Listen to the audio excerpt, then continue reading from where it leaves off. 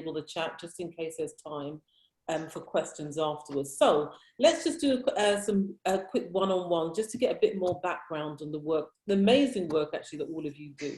So Nick, let's start off with you. What is it that you do and how is your company doing so far?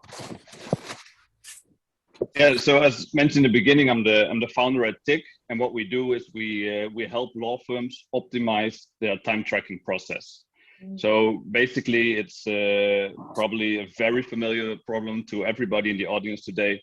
Time tracking is something that nobody really wants to spend their time on, but have to do it. And the risk is that if you do it manually, that you sort of try to save it up until the end of the day, or even worse, you try to recollect what you've worked on in the past few days.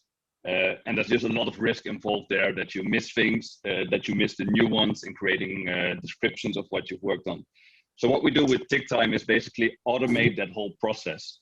Our software captures what you've worked on. So emails you send to clients, phone calls you have, meetings, documents you work on.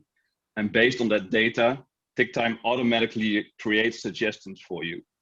And so just to go a bit deeper into what we just were talking about, like the administrative processes and how we can improve that.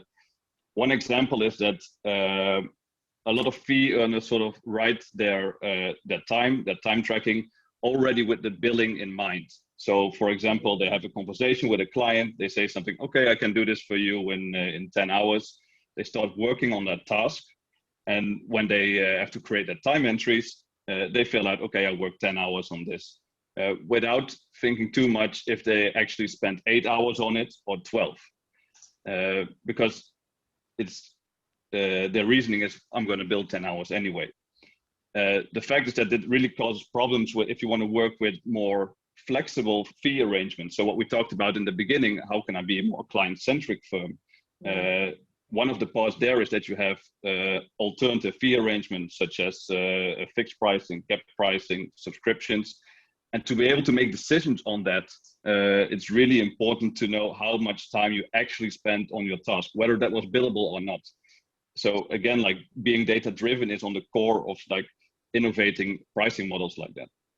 Yeah. So we've been doing this for about 5 years now. We're a Dutch company, but at the moment we're already active in 14 countries in Europe, working with leading firms in the Nordics from like 10 up to 500, over 1,000 fee earners at the moment. And yeah, if anyone wants more information, feel free to check the link in the chat.